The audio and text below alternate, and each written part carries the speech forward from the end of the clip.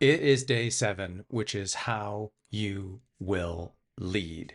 This is the sixth and final principle for how you can empower your leadership with queer integrity.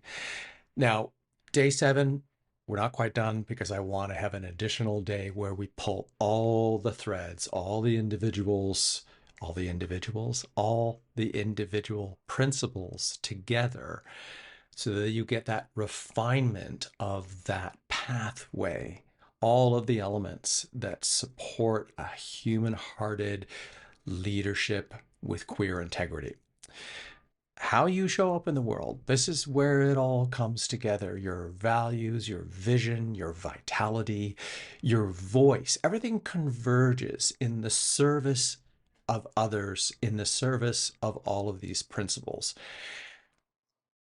Now, if you've watched all of these videos, I believe you are probably the kind of person who will get the expression in the service of others, not to be completely selfless, not to be on the opposite side, completely egotistical, ego-driven, and only self-serving, but recognizing that fairness, freedom, equity, equality, dignity requires connection, engagement, communication, understanding, acceptance, and on and on. But it is working with others, supporting others, sharing your wisdom, guiding, listening, seeing the value in others, empowering others. That is the service to others. That when you do that, really reflects back on you, and there will always be someone else who you follow, who inspires you to look up to the way in which they lead and the difference that they're looking to accomplish in the world, right? So to lead, LEAD, again, one more acronym, is to live in alignment with your ethics and to embody a kind of leadership that cultivates dignity, equity, and humanity. That's the short version of everything I just said. So the definitions of the 4 letters for the acronym LEAD are, or the words first, and then I'll get into the definitions: liberation, equity, accountability, and direction. So let's look at each one and then get into a deeper understanding of how all this works together, at least for the purpose of this 7-day program and leading with queer integrity. So liberation, this is how you lead in ways that liberate yourself, make yourself freer, more authentic, and others from systems of oppression, from fear, and from conformity. It doesn't mean always having to work against and abolish and break down the system, but it certainly means looking at what aspects are limiting your ability to be the best of who you are, and the same for others. And this is the heart of transformational leadership, expanding freedom through ethical courage. The letter E for equity. This is making fairness and justice and inclusion central to your leadership. You lead not to dominate, but to uplift, to ensure that every voice matters and every person belongs. Accountability, that is taking responsibility for your actions and your impact.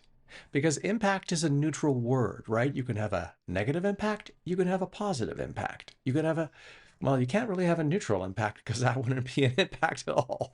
So ethical leadership means acting with integrity, being whole, standing by your values, and being answerable to both your conscience and your community, the people that you wish to serve and support and lead. And finally, direction. That is providing a clear values-based direction and guidance that inspires others to follow your lead. Through your example, you offer a path, a map, a pathway forward that's principled, purposeful, and human-hearted. Okay? So to lead within the framework of the principles that I teach in my coaching philosophy is to take everything you've learned and lived through and experienced and understood about yourself in these previous 5 pillars, your well-being, your values, your thinking, your voice, and your dream, and channel it into visible, influential action. And this is your call to guide, to serve, and to transform. So I want to make what seems like a little bit of a diversion, something perhaps a little different for this principle than the other principle. But it's really important because leadership really requires a lot of vulnerability in the sense of you are seen. Other people are watching what you do.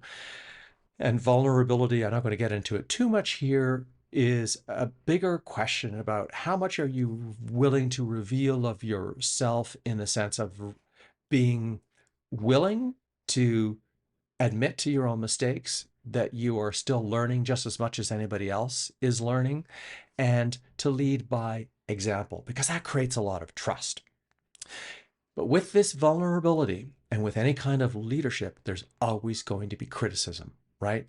So the question is, how much do you struggle with criticism around your leadership? So a while ago, I was reading a little Substack note, a very short few lines by Adam Grant, who writes a lot about thinking. And I'll read his quotation here. People who can't handle criticism are unfit to lead. Weak leaders fear dissent as a threat to their power. They silence their critics to shield their egos. Strong leaders welcome dissent as an opportunity for growth. They silence their egos to learn from their critics. End quote. It's worth sharing that because I do not believe that Grant's opinion is nuanced enough, because it risks overlooking the reality of human experience and all of our reactions. But this was a little short note to get some attention and perhaps go to his Substack and read more, right? No one is above the sting of criticism. No matter how good we are at maintaining our optimal state of emotions, there's always going to be that criticism that gets your back up, right? So let's consider what's happening when other people challenge who we are or challenge our leadership directly. When you lead in a way to make a meaningful difference in the world, that means you're living in full alignment with your ethics, what you believe to be true, and you embody a kind of leadership that cultivates dignity and equity and humanity. So this style of leadership that I'm describing is the difference between being in your own power, being fully integrated, leading with integrity, and being an inspiration for others to follow your lead, instead of powering over others with control and force and dictating what people should and should not do at the expense of penalty. So if you are a leader in any capacity who cares about making a positive difference in the world, you're going to come up against resistance and dissent. Because if you care about making a difference in the world, you're going to challenge deep-seated opinions, beliefs, and values, which you may believe are wrong. But the quality of your leadership is going to be how you find the gaps in between that create connection and understanding between yourself and the other people that you are leading. So consider this. You're criticized for something that you said, you wrote, or you did. Do you feel attacked or defensive, uncertain or unsure, maybe unrecognized or unvalued because you thought you were doing something really important and meaningful? Maybe you feel stupid or ashamed. I think all of these reactions are valuable. As we experience these things and these feelings and these perceptions,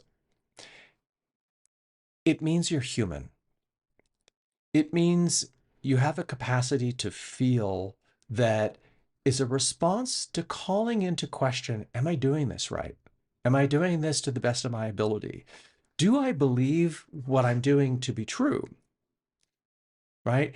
And if you're able to question those moments, that's really important for your self-leadership, because that's the integrity for you to take a pause and step back and reflect and wonder if you actually made a highness mistake, a, a bit of a glitch, an error, or whether you're just coming up against someone else who just doesn't agree with you.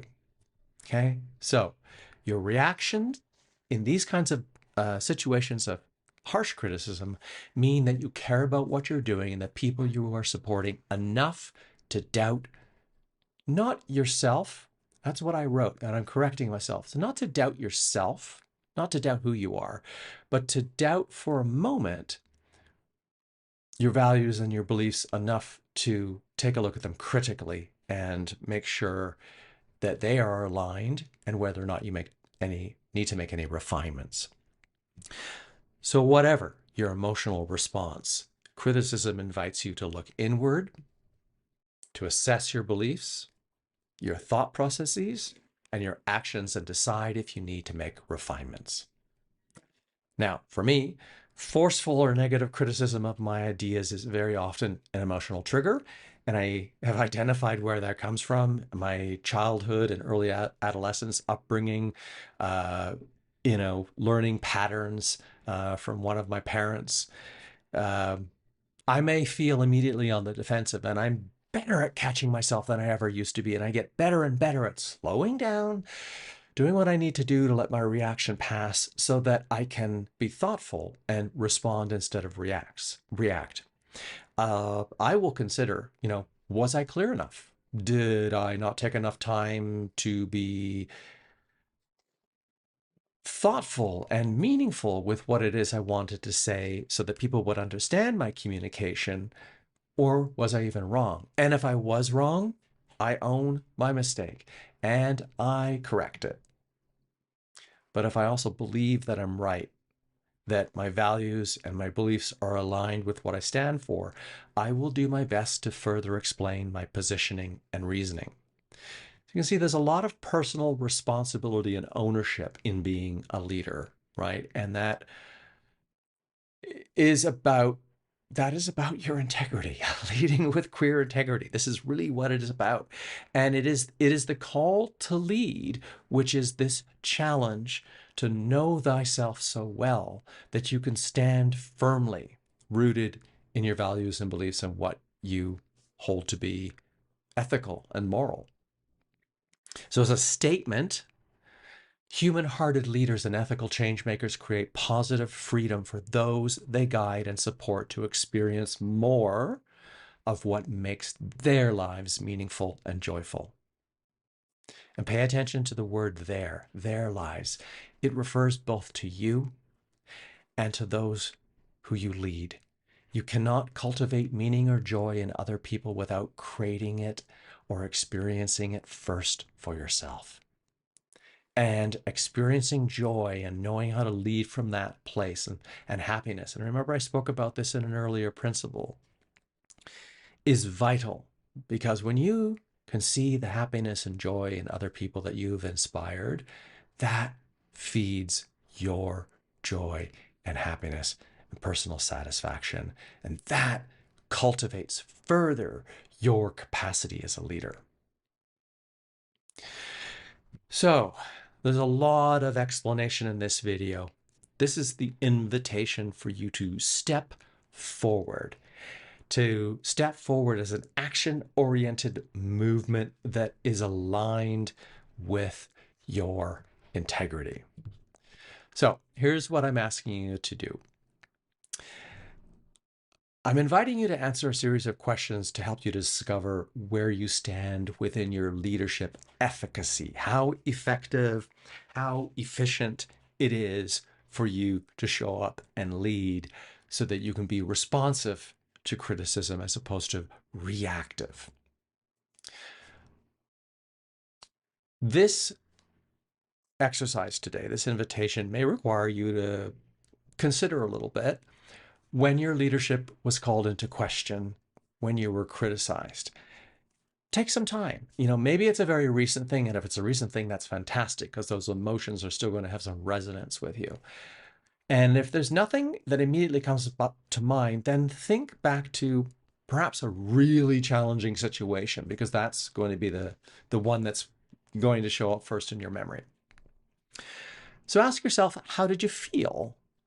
Was it one of the four examples that I expressed above? And go back and look at the notes that I've written here. And just to remind you, being attacked, feeling uncertain, unrecognized, stupid, or ashamed?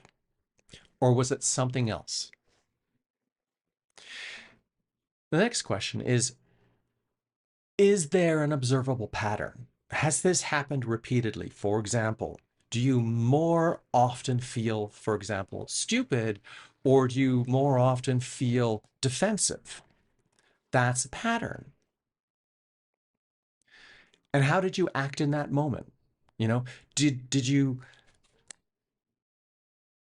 as a response to feeling, or as a reaction to feeling, let's say, stupid or defensive, as an example, what did you do? Did you push through or did you pull back? Did you push through and keep trying to make your point and perhaps getting uh, further down the rabbit hole of feeling like you really don't know what the heck you're talking about, or getting angrier and more belligerent, which is the outcome of feeling defensive, for example? Think through what your reaction was and the kinds of behavior and characteristics and emotions or feelings that come up as a result of that. And then ask yourself, how is that working for you? Because if that's a pattern that continues every time you are confronted with criticism, how is that working for you? Right? If we never identify our behaviors, we have no opportunity to replace them with more skillful behaviors, right? You can't really change a behavior, but you can practice and adopt the practice for a new behavior. You can find out what skills you need to address and practice them so they become habituated, so that they become more of a routine. This is how our brain works. It is something like a computer, much better than a computer, but when we give it the information and the skills and the practices and the tools that we want to cultivate to improve who we are, to make us happier, more personally responsible and aware of our emotional reactions, and being able to more easily move into emotional states that we want, we retrain our brain to do the things that make us feel better, because we are not chasing after, we are prioritizing these better ways of feeling, these better ways of showing up and being. I've actually just spoken about this next one, asking yourself, what's the meta lesson? Looking above from the 10,000 or 5,000 foot view, you're looking down at like, what all happened here? What is the opportunity to become more skillful in dealing with criticism? Perhaps the nuance here is, if you became more skillful in dealing with criticism, what would the benefits be? What would the results be? How would you lead differently? How would people perceive you? What would your level of trust be? What would your impact and influence be? And how do you want to feel or act differently the next time your leadership is criticized or questioned? So this goes back to creating the new habits. How do you want to feel? How do you want to act differently the next time your leadership is criticized or questioned? So you may have to find these skills. You may have to find these practices to put them into play. It's not going to happen overnight. It takes time. And if I have my hands here signaling different levels of intensity, if criticism comes in here, it probably has nothing. If criticism comes in a little bit higher, maybe you feel your back up going a little bit, but you feel that raise in pressure and you just go, it's okay. Or whatever it is, whatever skill you're practicing to bring yourself back. But when the criticism is up here, it's just too high. And perhaps the best you can do is that when you have pulled back or you're no longer facing that criticism directly and you've calmed down, you can assess that moment for what it was. It was on the high end of criticism, and you can do your best to prepare through practice to potentially manage that better, or to notice the signals and the triggers that are building so that you can keep pulling back, so you can keep pulling back, so you can keep pulling back. Because if you hit a criticism that is 100% full on without any warning, that's going to be very difficult. But if criticism is gradual in the space of, a conversation, for example, but you can keep pulling back, and it lowers it and it comes up again, keep pulling back, you're going to be able to self-master, manage your emotional state.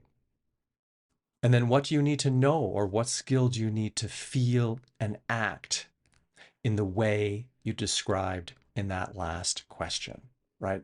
So in my speaking from what I know about this subject, I kind of blurred into these next questions that I've written out, but you can follow them one by one in the written notes here. But hopefully the way I've explained it for you makes it really clear, this process of how to make your own assessment and determination of how to analyze how you respond or react in situations to criticism and how that affects and impacts your leadership.